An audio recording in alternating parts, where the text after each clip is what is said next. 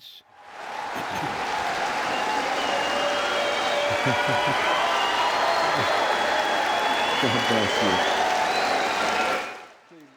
Tomen asiento, por favor. Bueno, Dios les bendiga finalmente en el nombre de Jesucristo. Y bienvenidos nuevamente a la Roca de las Edades 2025. Es bueno estar en casa de nuevo. La primera roca fue en 1971 y la última Roca de las Edades fue en 1995. Bueno, en realidad no fue la última Roca de las Edades, simplemente tomamos una pausa de 30 años. Pero por la voluntad de Dios, nuevamente les doy la bienvenida a la Roca de las Edades.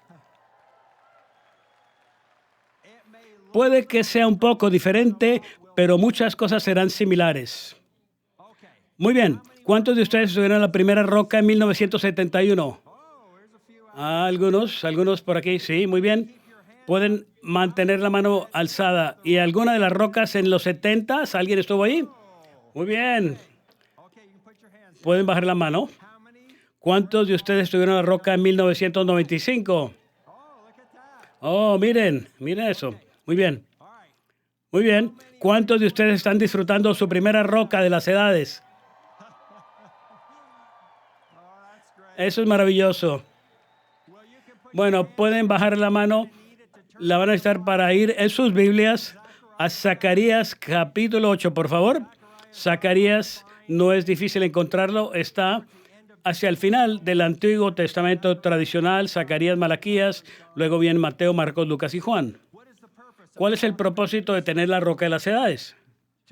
Para disfrutar de la buena comida, buena diversión, una buena comunión y todo esto centrado alrededor de la grandeza de la palabra de Dios. ¿Saben?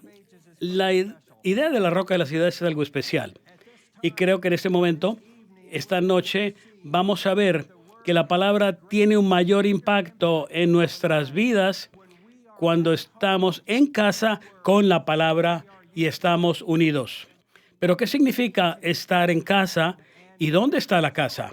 Bueno, en el libro Lifelines, Líneas de Vida, que son las citas de Victor Paul Wierwille, dice, la casa es donde vive la palabra. Así que esto significa que donde quiera que se divida correctamente la palabra y se viva genuinamente, esa es la casa del creyente. Esto podría ser su casa en Tombuctú o podría ser aquí mismo en los terrenos del Camino Internacional. Estamos en los terrenos de The Way International porque creo que no cabríamos en su sala de casa. Permítame compartir parte del trasfondo de Zacarías 8. Zacarías era un profeta del Antiguo Testamento. Tanto el reino del norte de Israel como el reino del sur de Judá habían sido arrasados y destruidos. Sin embargo, gracias a los nobles y valientes esfuerzos de personas como Nehemías y Esdras, la muralla de la ciudad de Jerusalén y el templo estaban siendo reparados y restaurados. La gente estaba regresando a Jerusalén, la ciudad que Dios escogió para poner su nombre en la administración de la ley.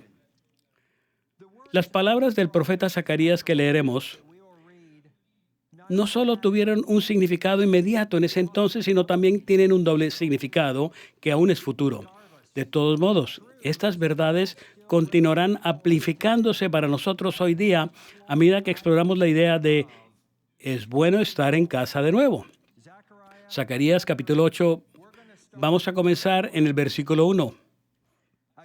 Vino a mí palabra de Jehová de los ejércitos diciendo, así ha dicho el Señor de los ejércitos, celé a Sión con gran celo y con gran ira la celé. Aquí Sión es otro nombre para Jerusalén. Y con gran ira la celé. Así dice Jehová, yo he restaurado a Sión y moraré en medio de ¿dónde? Jerusalén. En medio de Jerusalén. Y Jerusalén se llamará ciudad de la verdad. Y el monte de Jehová de los ejércitos, monte de santidad. Así ha dicho Jehová de los ejércitos, aún han de morar ancianos y ancianas en las calles de Jerusalén, o se sentarán en los lugares públicos y al aire libre de Jerusalén, cada cual con bordón en su mano por la multitud de los días, y las calles de la ciudad estarán llenas de muchachos y muchachas que jugarán en ellas.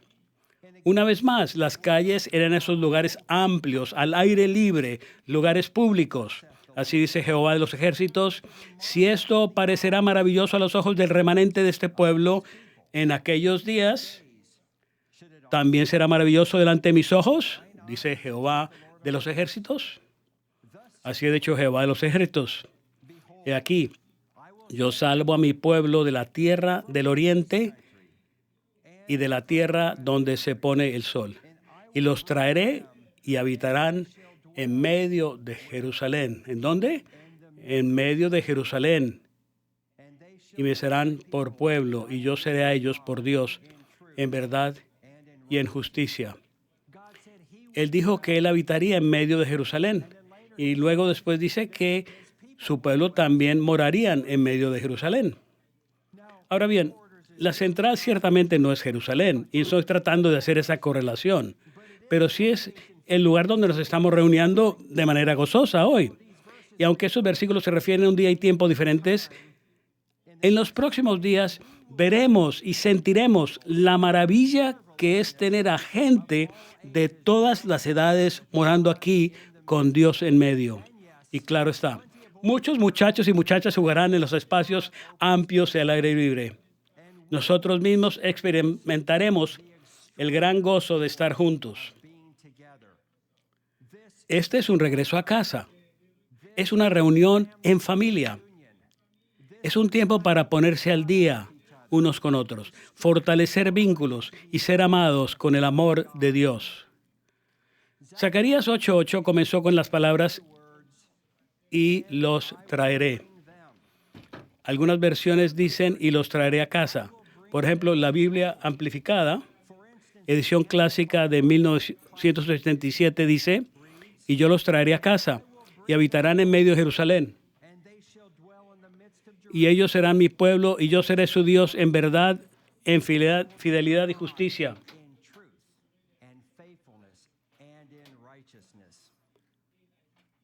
Los traeré a casa.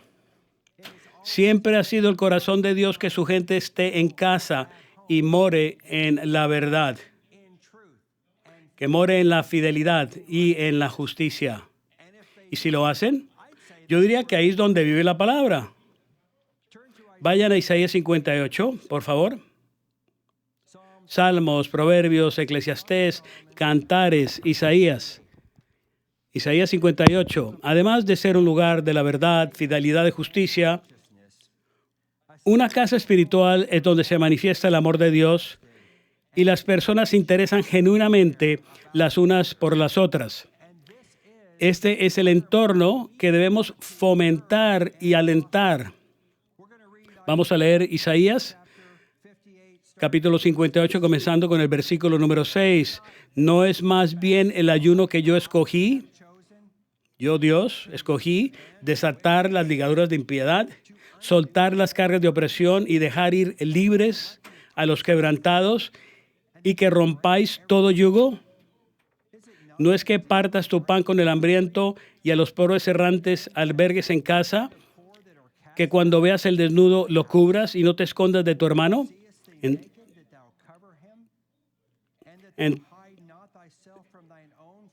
Y que no te escondas de tu hermano. Entonces, después de que haya hecho estas cosas, enfocándose en el cuidar a la gente, enfocado en la ternura y el interés por cuidar los unos de los otros, entonces, dice el versículo 8, entonces nacerá tu luz como el alba, y tu salvación se dejará ver pronto, e irá tu justicia delante de ti, y la gloria de Jehová será tu retaguardia. Tu retaguardia, porque Dios tiene todo cubierto. Ahora el versículo 11. Jehová te pastoreará siempre. ¿Cuánto? Siempre. Y en la sequía saciará tu alma y dará vigor a tus huesos, y serás como huerto de riego O sea que le dará vigor a sus huesos, le fortalecerá y serás como huerto de riego y como manantial de aguas cuyas aguas nunca faltan. Y los tuyos edificarán las ruinas antiguas. Los cimientos de generación y generación levantarás. Y serás llamado reparador de portillos, restaurador de calzadas para habitar. En la Companion Bible, la Biblia compañera, la frase dice, de esta frase, restaurador de calzadas para habitar, se traduce como restaurador de los caminos que conducen a casa. Restaurador de los caminos que conducen ¿a dónde? A casa. Conducen a casa, la casa donde nos cuidamos unos a otros. Es donde vive la palabra en nuestras vidas. Es donde la palabra vive en nuestros pensamientos. Es la fuente de nuestra toma de decisiones. La palabra vive en nosotros cuando la lógica de la palabra domina por encima de la lógica del mundo. Leamos el versículo 12 nuevamente con estas modificaciones. Y los tuyos edificarán las ruinas antiguas, los cimientos de generación y generación que levantarás. Los cimientos de generación y generación levantarás. Y serás llamado reparador de portillos, restaurador de calzadas para conducir a casa. Y aun cuando es un tiempo diferente, es evidente de que Dios ha obrado poderosamente en nuestro ministerio para cambiar las cosas. Nosotros hemos reparado y restaurado y rejuvenecido muchos aspectos de nuestro ministerio, tanto física como espiritualmente, para ayudar que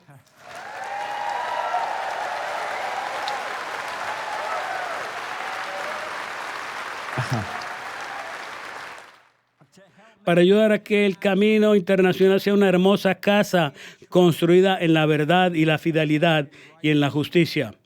Un lugar donde abundan el amor y el cuidado de Dios. Vayan a Mateo 7, por favor. Mateo 7 tiene algunas verdades sorprendentes para considerar. Ahora recuerden, estamos respondiendo las preguntas. ¿Qué significa estar en casa de nuevo? ¿Y dónde está la casa? ¿Qué es lo que caracteriza una casa espiritual fuerte? Bueno, debe tener cimientos asentados sobre la roca de la verdad. Porque sin esa base segura y sólida, que es la palabra correctamente dividida, está sujeta a la inestabilidad, al deterioro y la casa comienza a desmoronarse. Mateo 7, versículo 24. Cualquiera, pues, que me oye, Jesucristo está hablando, que me oye estas palabras y las hace. Le compararé a un hombre prudente que edificó su casa sobre, ¿dónde? ¿Sobre qué? La roca. Descendió lluvia y vinieron ríos y soplaron vientos y golpearon contra ella casa y no cayó porque estaba fundada ¿en qué? Sobre la roca. Pero cualquiera que me oye esas palabras y no las hace, le compararé a un hombre insensato que edificó su casa sobre la arena. ¿Dónde la edificó? La arena. Sobre la arena y descendió lluvia, y vinieron ríos y soplaron vientos y dieron con ímpetu contra aquella casa y cayó. Y fue grande su ruina. Es por eso que construimos nuestra casa espiritual. Nuestra casa, nuestro hogar sobre una roca. Así que cuando lleguen las tormentas de la vida, y estas vendrán, no caeremos, porque habremos edificado nuestra casa espiritual sobre un fundamento sólido de la verdad. Cuando nos esforzamos por estar en casa donde vive la palabra, o si es necesario, volvemos al camino que nos lleva a casa, veremos grandes bendiciones de Dios abundando en nuestras vidas. Cuando lleguen las sequías, seremos como huerto de riego cuyas aguas nunca faltan. O cuando lleguen las tormentas de la vida, las resistiremos con fortaleza, con confianza y con dignidad. Vayamos a Efesios capítulo 2. Acabamos de pasar tiempo en la administración de la ley, en la administración de los evangelios. Ahora avancemos a la administración de gracia. La era de gracia, la administración del misterio en la que vivimos ustedes, yo, hoy día. Efesios 2:20 también nos habla de los cimientos sólidos como una roca donde edificamos nuestra casa espiritual. Pero empecemos por leer el versículo 19. Efesios capítulo 2, versículo 19. Así que ya no sois extranjeros ni advenedizos, sino conciudadanos de los santos y miembros de la familia de Dios. Edificados sobre el fundamento, ¿sobre qué? El fundamento de los apóstoles y profetas, siendo la principal piedra del ángulo Jesucristo mismo. La mayoría de los textos griegos críticos dicen Cristo Jesús. Cristo Jesús, el mismo siendo la piedra del ángulo, la principal piedra del ángulo. Pero ¿qué diferencia hay? Bueno, no deberíamos hacer la pregunta, ¿verdad? Porque cada palabra de la palabra de Dios está donde está por una razón. El enfoque no está sobre Jesucristo, el que se humilló, que ahora ha sido glorificado, sino en Cristo Jesús. El glorificado está en Cristo Jesús, el glorificado, que una vez fue humillado. Esto enfatiza su posición como aquel que ascendió y está sentado a la diestra de Dios. Este es Cristo Jesús, el componente esencial del fundamento espiritual de nuestra casa. Mientras que estamos hablando del tema de nuestro fundamento sólido, coloquen su marcapáginas aquí en Efesios y vayan a Isaías nuevamente, esta vez a Isaías capítulo 26. Salmos, Proverbios, Eclesiastés, Cantares, Isaías capítulo 26. El fundamento de nuestra casa espiritual está sobre una roca. ¿De dónde viene bíblicamente el nombre de roca de las edades o de los siglos? Bueno, el primer versículo que leeremos quizás será familiar para muchos de ustedes, el capítulo 26, versículo 3.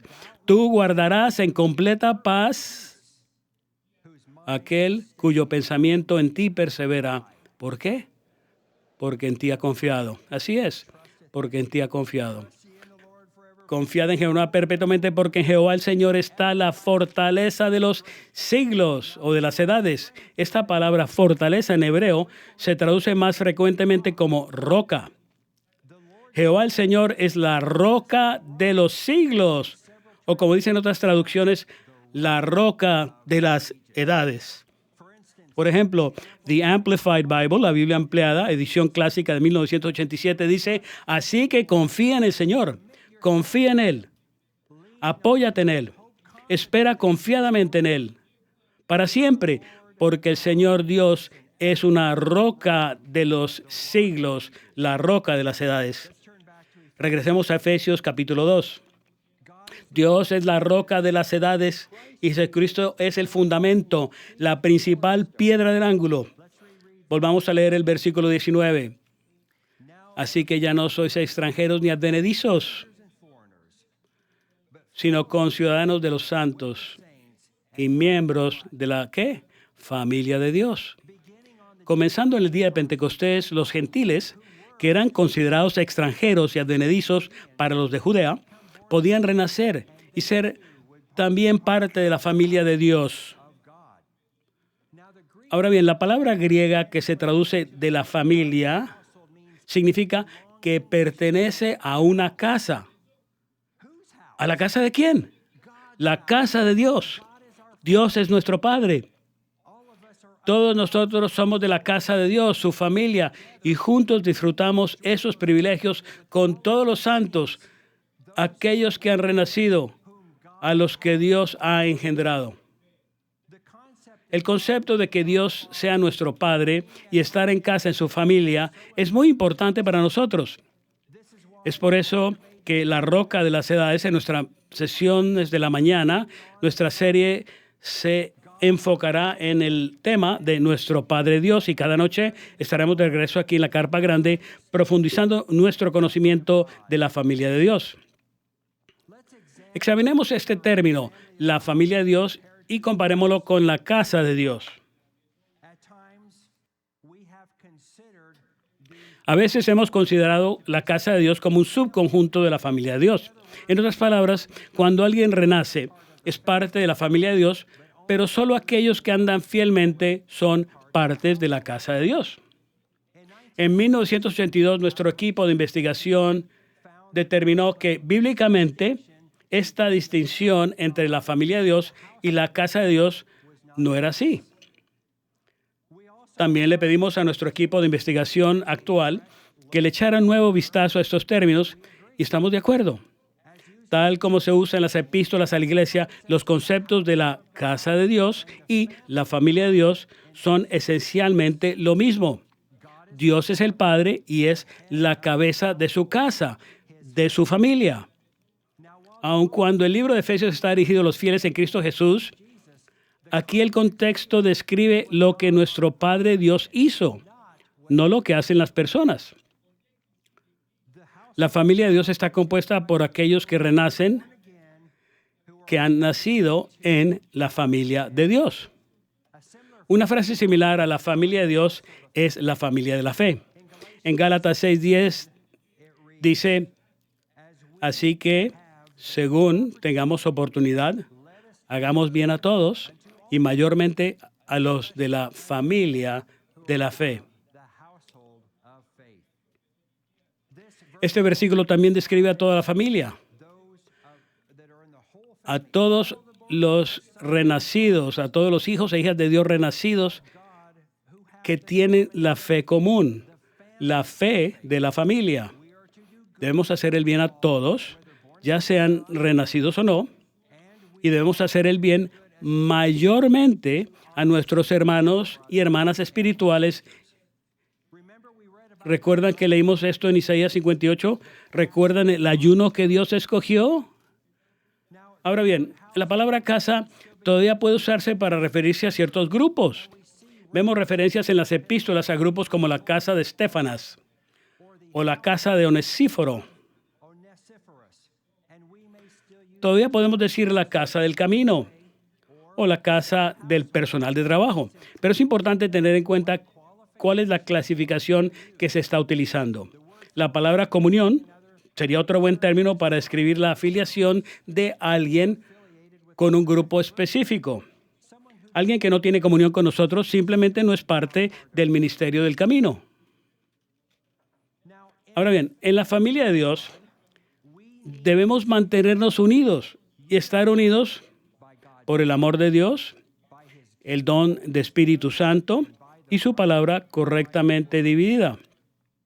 Otra gran cita de Lifelines, líneas de vida, es: la presión externa sobre una familia no tendrá prácticamente ningún impacto si esa familia permanece unida. Tantos de nosotros como sea posible debemos unirnos en la palabra de Dios correctamente dividida y movernos como uno solo. En Marcos 3:25 Jesucristo dijo a los que le estaban oyendo que si una casa está dividida contra sí misma, esa casa no puede permanecer. Estar dividido es estar separado en partes o facciones. Lo contrario de estar divididos es estar juntos, estar unidos. Somos más fuertes si nos mantenemos unidos. Somos más fuertes si nos mantenemos unidos. Para mover la palabra de Dios como Él quiere que se mueva, será necesario que todos estemos firmes y unidos, no cada uno de nosotros haciendo lo suyo propio en su propio grupo, sino unidos de un mismo sentir, de una sola alma, trabajando hombro a hombro y mano a mano. Permítame compartir con ustedes una sorprendente realidad que se encuentra en el reino animal. Esto se trata de los caballos de Tiro, como los hermosos caballos percherones con los que la familia Werewolf solía cultivar aquí mismo en la granja de los Werewolf, que queda aquí en los terrenos, o la magnífica raza belga, o los caballos de Tiro Shire, que ostentan el récord mundial de tiro. Estos caballos de tiro pueden mover cargas enormes. Aunque algunos pueden tirar más y otros menos, un solo caballo de tiro puede tirar de 8,000 libras o 3,600 kilogramos. Eso es 4 veces su propio peso. Ahora, No les voy a dar el peso métrico, sino que lo pondremos en pantalla para que sea más sencillo. Lo que es interesante es si un caballo de tiro puede tirar de 8,000 libras, ¿cuánto pueden tirar dos? Bueno, por lógica, 8,000 más 8,000 debería ser ¿qué? 16,000. ¿Escuché correctamente? A ver, para los que tienen problemas con la matemática, lo vamos a volver a hacer nuevamente y muy lentamente. 8,000 más 8,000 son ¿cuántos? 16,000. Ahí vamos. Ya. Pero en realidad, dos caballos de tiro pueden tirar de 20,000 a 24,000. Son 3 veces más lo que puede tirar uno solo. Pero lo que es más impresionante es que esos dos caballos de tiro, si son entrenados juntos, si trabajan juntos, uno al lado del otro y están equipados correctamente, algunos afirman que su capacidad de tirar aumenta a 30,000 a 32,000 libras. Eso es 4 veces el peso que cualquiera de los dos podría haber movido por sí solo. Y para darles un poco de una idea de lo que vamos a hacer mañana en el zoológico, los niños quizá pueden ver unos perchorones, pero será un solo día. Pero hay una gran lección que podemos aprender de esto. Si un caballo de tiro puede tirar de 8,000 libras, pongámonos en los zapatos de ellos, por decirlo así. Con el poder de Dios latente dentro de cada uno de nosotros, digamos que nosotros individualmente podemos hacer mucho. ¿Pero qué podemos hacer colectivamente? Bueno, mucho más. Tal vez individualmente con el poder de Dios podemos tirar de manera figurada 8,000 libras, por decirlo así. Pero juntos podemos tirar de 24,000 libras, hablando de manera figurada. Pero un momento. Muchos de nosotros hemos tomado la clase fundamental. Muchos de nosotros hemos sido entrenados juntos para saber y vivir las verdades de la clase avanzada fielmente. Y muchos de nosotros hemos tenido entrenamiento de The Way Core. Con la magnífica ayuda de Dios, podemos tirar de una cantidad mucho mayor en el reino espiritual cuando estamos trabajando en unísono. Vayan a Levíticos capítulo 26, por favor. Levíticos 26. Podemos hacer nuestras cosas por separado o podemos hacerlas juntos y tener un impacto mucho mayor. Esto es importante porque todos nosotros en nuestros países nos necesitan hoy, ahora, y especialmente aquí en los Estados Unidos de Norteamérica, donde se necesita que trabajemos juntos. Es muy interesante porque aquí en los Estados Unidos nosotros tenemos un viento favorable políticamente que los cristianos están experimentando para mover la palabra de Dios. Bueno, leamos lo que dice Levíticos 26, versículo 8. 5 de vosotros perseguirán a 100 y 100 de vosotros perseguirán a 10,000. Y vuestros enemigos caerán a filo de espada delante de vosotros. Bueno, hagamos los cálculos. No sabían de que iban a haber clases de matemáticas esta noche, ¿verdad? Algunos se habían quedado en casa, ¿verdad? Pero vamos a hacerlo muy fácil. Muy bien. Si 5 persiguen a 100, es un multiplicador de fuerza de 20, ¿verdad? 5 por 20, un multiplicador de fuerza por 20 es igual a 100. Es bastante bueno, ¿verdad? Es importante, significativo. 5 personas trabajando con Dios tendrán su efecto multiplicador de fuerza por 20. Ahora apliquemos ese mismo multiplicador de fuerza y multipliquemos por 100 veces. 5 por un multiplicador de fuerza por 20 nos da ¿qué? 2,000. Pero eso no es lo que está diciendo, ¿verdad? 100 veces, 100 perseguirán ¿a cuánto? A 10,000. Ese es un multiplicador de fuerza de 100. Es bastante significativo. ¿Entienden ustedes la repercusión de esto espiritualmente? Levíticos 26 se refiere a Dios obrando con sus siervos en el Antiguo Testamento. Esta es una realidad absolutamente asombrosa cuando ellos aplicaron la ley de Dios de los esfuerzos combinados. ¿Qué hay de Dios trabajando en sus hijos en la era de gracia? ¿Qué hay de Dios obrando en su familia en la administración del misterio en la que cada uno de nosotros tiene a Cristo en él? ¿Qué hay de ustedes, embajadores del camino, que serán comisionados para mover la palabra de Dios aquí en los Estados Unidos y por todo el mundo? A medida que utilizamos colectivamente nuestro don de Espíritu Santo, podemos tener un impacto incomprensible multiplicado. Estará más allá de todas nuestras expectativas, más allá de nuestra comprensión humana, porque el impacto se cataliza en el reino espiritual, no en el reino físico. Es mucho para considerar, ¿verdad? Cuando estamos viviendo en casa, en la palabra de Dios, estamos morando en la verdad, en la fidelidad y en la justicia. Cuando estamos en casa, estamos amando y cuidando los unos de los otros. Y nuestra casa espiritual debe ser edificada sobre una roca, el fundamento de la verdad.